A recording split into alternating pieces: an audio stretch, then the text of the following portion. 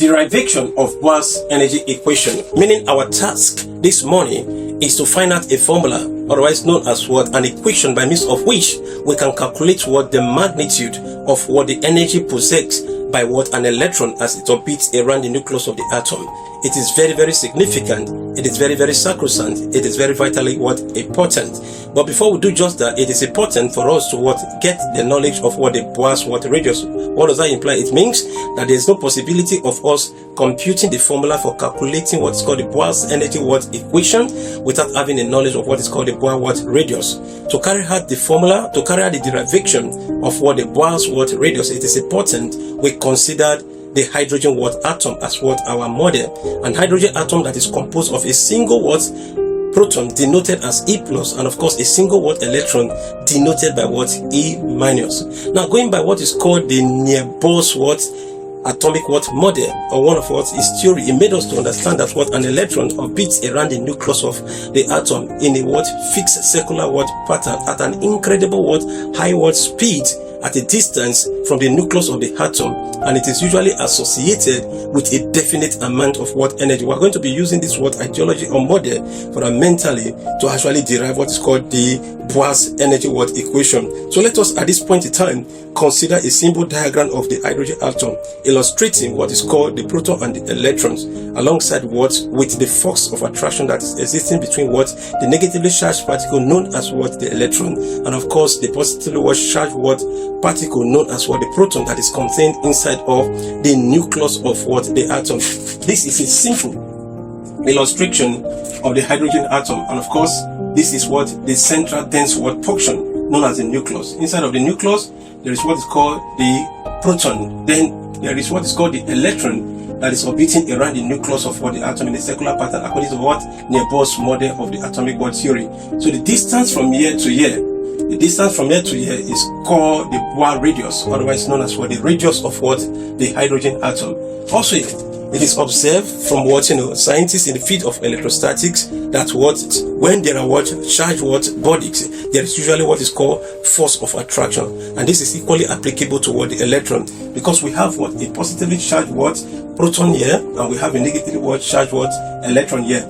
Consequently, there's a particular force known as electrostatic force of attraction that is actually existing between these two charged bodies. So we're going to be denoting it as F of E, electrostatic force of attraction. Having done that, let us now reflect back to the Coulomb's law of electrostatics. Coulomb conducted an experiment and came out with a revolutionary breakthrough as regarding to the field of electrostatics, which is a branch of science that deals with electricity at rest. And it made us to understand that the force of attraction between charged body denoted as Q1, Q2 must be equal to the product of their charges, or is directly proportional to the product of their charges and inversely proportional to the square of their distance apart. Let us now employ this ideology or observation made by Coulomb to this particular hydrogen atom we have on it. But when we do that, we say that the force, the electrostatic force of attraction, which is F of E, is directly proportional to the product of the charges, which is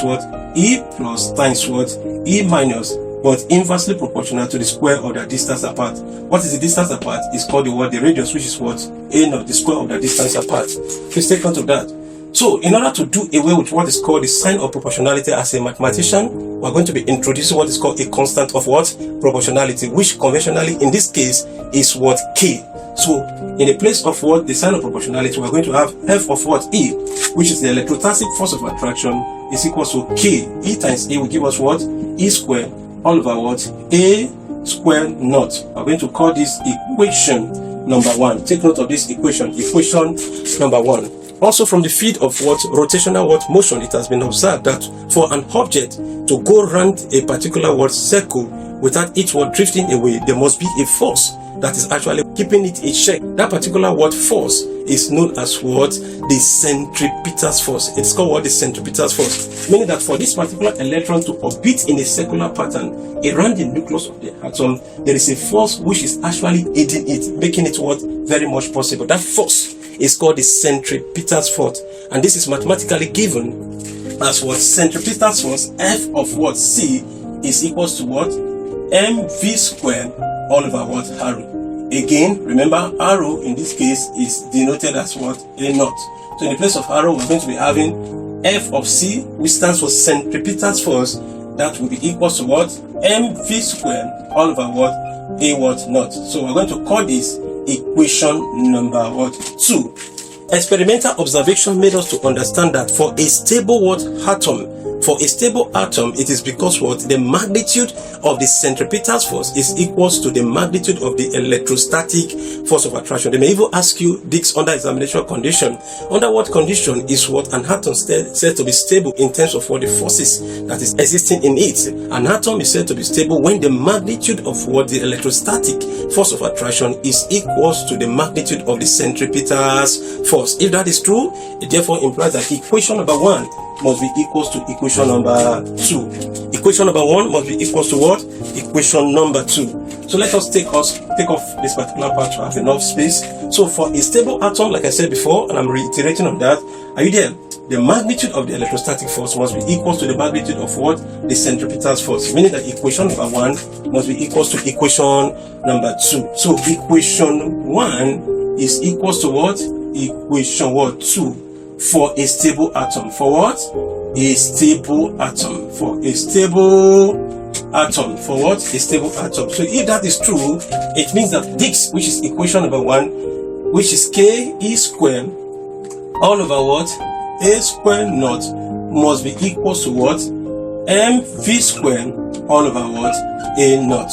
Yes, mv squared all over what? A naught. So let us at this point in time make A the subject of the formula. Let us make A the subject of the formula. We'll do that by cross multiplication. We have what? mv squared times what? A squared naught is equals to what?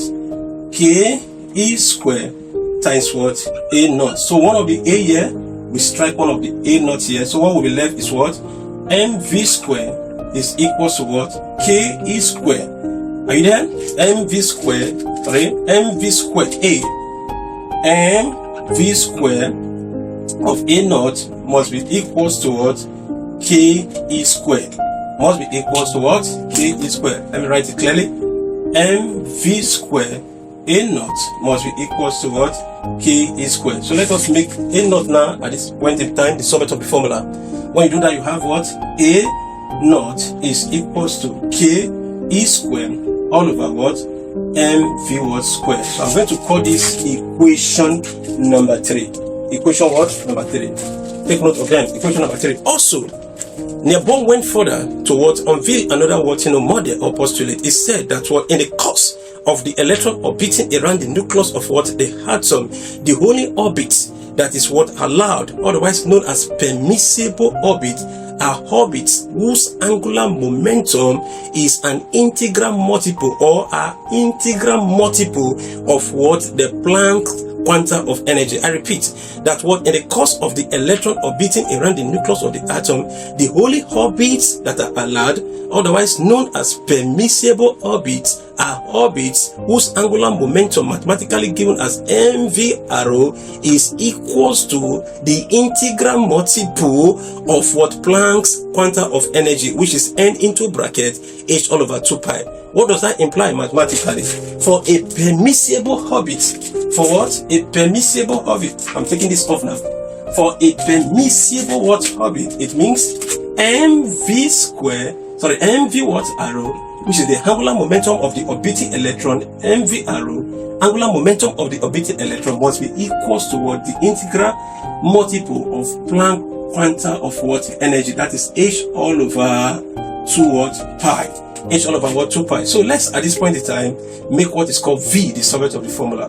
By doing so, we're going to what? Cross multiply. When you do that, we're going to have what? At this point in time, mv arrow times what? 2 pi is equals to what? nh. Don't forget again that arrow is what? Being represented by what? A naught. So we have at this point mv a naught times 2 what? Pi is equals to what? nh. So what do I do at this point in time is to make what? The V the subject of the formula. So let me make V the subject of the formula. When I do that, I will have what? V is equals to what? nh all over what? M or nh equals to what? 2 pi m a naught. V is equal to nh divided by 2 pi m what a what naught. Now at this point in time, let us call this equation number what 4. Equation number 4. Now let's square the what both sides of what equation of what equation number what 4. Let's square both sides of the equation. When we do that, we're going to have what v square is equals to nh divided by 2 pi m of a naught enclosing bracket square. So we have v square at this point in time is equals to what n square a square all over 2 square will give us what 4, pi square will give us what pi square times m, this is called the mass of the electron square, times a naught square will give us what a naught what square. So we have v square at this point in time to be equal to n square a square all over 4 what pi square m e square a naught what square. So let's call this equation number 5. This is called equation number 5. At this point in time, we shall be putting equation number 5 into equation number 3. What does that imply? It means wherever we see what v square in equation what number what 3, we shall be putting this expression, this component n square a square divided by 4 pi square m e square of a naught what square. So in the place of v square, I'm going to be putting all of this. So let's do that now by substituting equation 5 into equation what 3. We have this. We have at this point in time a naught is equals to k e square all over k what e square all over what m v. So in the place of what v square now we'll have what m into bracket n square a square all over what 4 what pi square m e square a naught what square. Take note of that. So at this point in time, let's simplify. By the time we simplify, I'm going to be having an expression of a naught is equals to k e square all over this times this will give us what m e n square a square divided by what 4 pi square m e square a naught square. One of the what mass of the electron here will take care of one of the mass of the electron here. So what is left is what a naught is equals to what k e square all over n what square a square divided by 4 what pi square. Take note of that mass of the electron of a naught what square. So what do we do at this point in time is to what cross multiply. By the time we cross multiply, or before we cross multiply, we can proceed forth to simplify what a naught. By the time we simplify a naught further, we're going to be having something like this. A naught is equals to k e square all over now this times k e square times this will come to the top and this will come to the bottom. That is the law of mathematics. Times what 4 pi x times what 4 pi. Okay, let's go. 4 what pi square 4 pi square mass of electron square times what a naught square divided by n square of a square. Now you discover that there's one a naught here and there's another what a naught square here. So this will cancel one of it. When you do have that, you have 1 is equals to what k e square 4 what pi square mass of the electron square of a naught divided by n square a square. So at this point in time, let's cross multiply. By the time we cross multiply, we're going to have what k e square 4 pi square mass of the electron square of a naught is equals to what n square a square. So what do we do at this point in time is to make what the a, which is our bone of contention, the subject of the formula. Remember that is our bone of contention, otherwise known as what the Bohr's what radius, which is very key, a precondition to getting what is called the Bohr's energy equation, otherwise known as what the formula for calculating the magnitude possessed by an orbiting electron around the nucleus of the atom. So let us make what a naught the subject of the formula. Now when we do that, we have what a naught is equals to n square a square divided by 4 pi square mass of the electron square of K what? E square. Of what? K E square. Of what? K E what square. Now, at this point in time, I want you to recall to a particular knowledge, which is very important, what the K is actually standing for. Remember, the K is a constant known as what? Electrostatic constant, but it has a particular what? Value. Yes, it is given mathematically as 1 over 4 pi permittivity, otherwise called relative what? Permittivity. So at this point, we say, but we know, at this point, but we know that what? K is equals to 1 over 4 what? Permittivity. What does that imply? It means that anywhere I see K in this particular what? Equation, let me call it equation number what? 7. Anywhere I see what? K in equation number 7, I'm going to be putting the value of 1 over 4 pi permittivity. So let's go. We have at this point A naught is equals to n square A square all over 4 pi square mass of the electron square times, in the place of what? K, now what do I put? 1 over 4 what? Pi relative permittivity and closing bracket times what? E square. So you have A naught now is equals to what?